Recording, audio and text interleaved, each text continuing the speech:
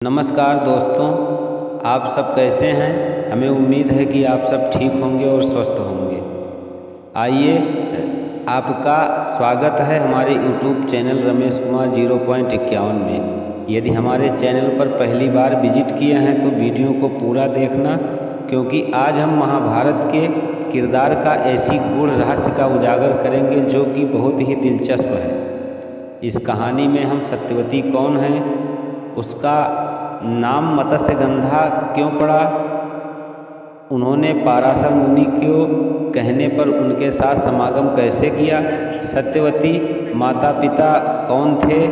Video में आगे बढ़ने से पहले एक अनुरोध है कि चैनल को सब्सक्राइब कर लें, क्योंकि ऐसी ज्ञानवर्धक वीडियो हम अपने चैनल पर डालते रहते हैं। अपने पिछले जन्म में सत्यवती कौन थी। सत्यवती अपने पिछले जन्म में आछोदा नामक एक दिव्य स्त्री थी। वो वहिष्पर पितरों के कुल में उत्पन्न हुई थी। वह बहुत तपस्विनी थी। तपस्या से प्रसन्न होकर एक दिन पीतर उनके सामने प्रकट हुए। वह उनमें से एक अमावसु नामक पितर पर आकर्षित हो गई। यह बात पीतर लोग जान गए। उन्हें आछोदा को पृथ्वी पर जन्म लेने का श्राप दे दिया। उनके निवेदन करने पर आछोदा से कहा कि राजा शांतनु से विवाह करने और 2 बेटों को जन्म देने के बाद इस श्राप से मुक्ति मिलेगी। वह भगवान विष्णु के एक अवतार को भी जन्म देंगी। पृथ्वी पर अपना वास पूरा करने के बाद सत्यवती पितरलोक लौट गई। अब उन्हें अष्टका के रूप में पूजा जाता है। सत्यवती का जन्म कैसे हुआ, आगे जानते हैं। सत्यवती महर्षि वेदव्यास जी की माँ थीं और उन्हें वादपारायण और कृष्ण द्वैपायन भी कहा जाता था। महाभारत के आदि पर्व के अंशावतारण पर्व में ऋषि वैशंपायन जन्मेजय के कुरु वंश की उत्पत्ति और पांडवों और कौरवों के जन्म की कहानी सुनाते हैं। संयोग से वह सत्यवती की उत्पत्ति की थी। आश्चर्यजनक कहानी का पता लगता है और कैसे वह मत्स्यगंधा से चमत्कारिक ढंग से योजनागंधा बन गई। एक राजा थे जिनका नाम था उपरिचर। वसु नामक महान राजा थे जो बहुत ही प्रजापालक थे, जिसने देश पर धर्मपूर्वक शासन किया था। वह देवों के राजा इंद्र की उनसे मित्रता थी और वे बहुत सम्मानित थे। एक अवसर पर सुक्तिमती नदी में राजा के 2 बच्चे, एक नर और दूसरा मादा, यानी एक लड़की और एक लड़का भेंट किए गए। राजा ने लड़के को तो अपने सेना में प्रमुख बना दिया और गिरिका नामक लड़की से विवाह कर लिया, जिससे वह बहुत प्यार करते थे। वह कुछ समय तक खुशी से रहे और एक बच्चे के जन्म की योजना बनाई। बच्चे के जन्म की योजना बनाने के तुरंत बाद उनके साथ एक घटना घटी और उनके पितरों द्वारा बताया गया। पितरों ने उपरिचर वसु से संपर्क किया और उन्हें जंगली जानवरों को जंगल से भगाने के लिए कहा। राजा दुविधा में था, क्या उसे अपनी प्रिय पत्नी के साथ रहना चाहिए या पितरों के आदेश का पालन करना चाहिए। धर्मी राजा के बाद में फैसला किया कि अनिच्छा ही जंगली जानवरों का शिकार करने के लिए चला गया, लेकिन उसके सारे विचार अपनी खूबसूरत पत्नी पर थे।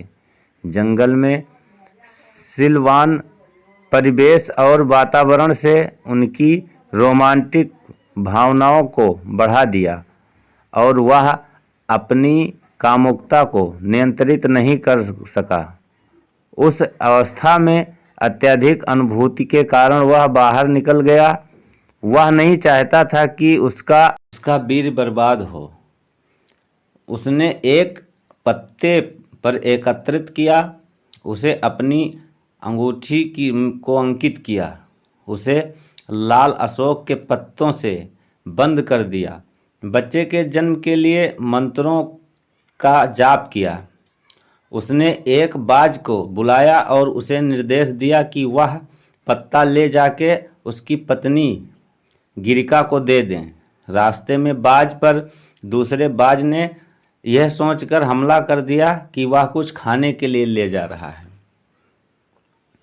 और दोनों के युद्ध के बीच वह छूट गया और नीचे यमुना के पानी में गिर गया।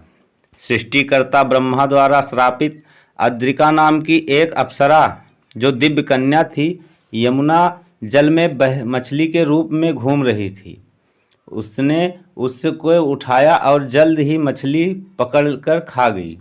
आश्चर्यजनक रूप से उससे काटने पर उस मछली को मछुआरे ने ले गया और उसको काटने पर जिससे आश्चर्य हो गया कि उसके पेट में 2 बच्चे निकले, एक नर और एक मादा। तो उसने उस बच्चों को लेकर राजा के पास गया और राजा शांतनु ने उस बच्चे में से लड़के को तो अपने पास रख लिया और लड़की को उसे ले जाकर पालने को कहा। वह मछुआरा दासराज ले जाकर उस कन्या को पालने लगा। इसीलिए सत्यवती का नाम मत्स्यगंधा पड़ गया। मछली की गंध वाली वह छोटे छोटे काम और लोगों को नदी पार कराने में अपने पिता की मदद करती। प्रसिद्ध ऋषि पाराशर अपनी यात्रा पर आए और उन्हें सत्यवती को देखा और तुरंत उस पर उनकी मनमोहकता और सुंदरता पर मोहित हो गए। सुंदरता सोने से भी जल्दी चोरों को उकसाती है। अपनी आध्यात्मिकता के बावजूद महान ऋषि खुद को रोक नहीं सके और उनसे विवाह करना चाहते थे। ऋषि पाराशर ने उन्हें उसके पिछले जन्म की घटनाओं और भविष्य की घटनाओं को भी स्पष्ट रूप से बताया। सत्यवती को आश्चर्य हुआ।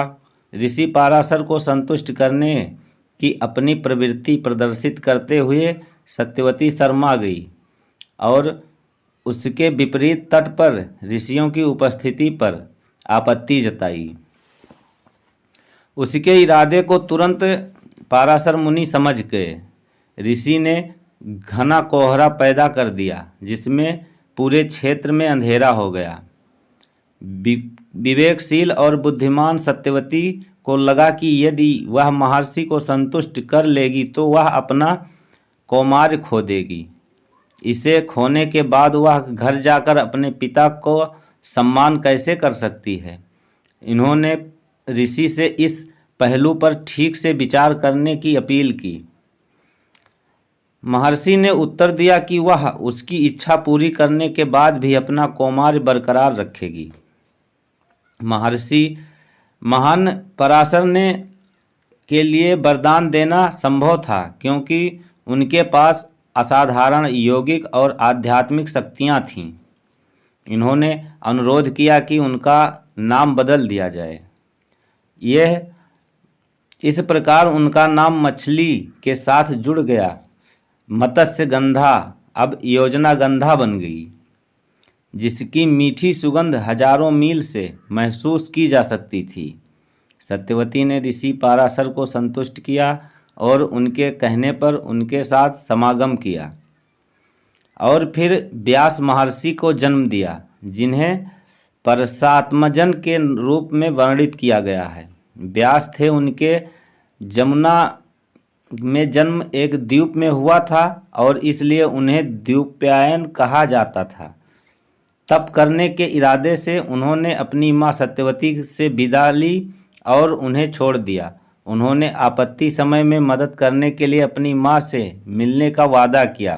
तत्पश्चात एक दिन राजा शांतनु जंगल में टहलने के लिए गए थे।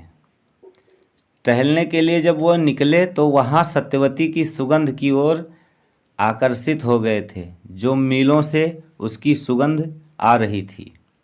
सत्यवती मछुआरों के सरदार की बेटी थी, जिसका जन्म मछली के पेट से हुआ था। शांतनु द्वारा सत्यवती से शादी का प्रस्ताव रखने पर सत्यवती के पिता उनसे शादी के लिए इस शर्त पर सहमत हुए कि उनकी बेटी का पहला पुत्र हस्तिनापुर के सिंहासन का उत्तराधिकारी होगा। लेकिन राजा शांतनु अपने वचन को स्वीकार करने में असमर्थ थे, क्योंकि उनके सबसे बड़े पुत्र देवव्रत सिंहासन का उत्तराधिकारी थे।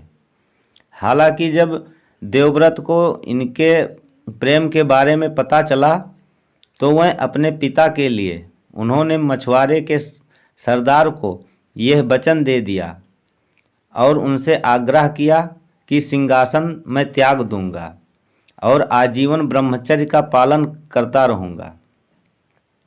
और ये भी वचन दिया ताकि सत्यवती से पैदा होने वाली भविष्य की पीढ़ियों को भी उनके वंश द्वारा चुनौती न दी जाए। उस दिन से अपनी प्रतिज्ञा के कारण वह भीष्म कहलाए और उनकी ये प्रतिज्ञा भीष्म प्रतिज्ञा के नाम से सदैव के लिए प्रख्यात हो गई। सत्यवती और शांतनु को 2 संतान हुई जिनका नाम था चित्रसेन और विचित्रवीर्य। चित्रसेन की मृत्यु एक गंधर्व द्वारा हुई थी तथा विचित्रवीर्य बीमार के कारण बिना किसी संतान को अपने पीछे छोड़कर मारे गए। इसके बाद सत्यवती को ऋषि पराशर से हुए अपने पुत्र व्यास के बारे में याद आया और उन्होंने याद की करते हुए अपनी आँखों को बंद किया और उनकी आँखों के सामने प्रकट हुए। इसके बाद सत्यवती ने व्यास से अपनी वधुओं को अपनाने की आग्रह किया और वह मान गए। इससे धृतराष्ट्र और पांडु को जन्म हुआ। इस प्रकार यदि देखा जाए तो सत्यवती धृतराष्ट्र और पांडवों की दादी हुई और यहीं से महाभारत का कहानी स्टार्ट हुआ। वीडियो अच्छा लगे तो लाइक शेयर ज़रूर करें। जय हिंद, जय भारत।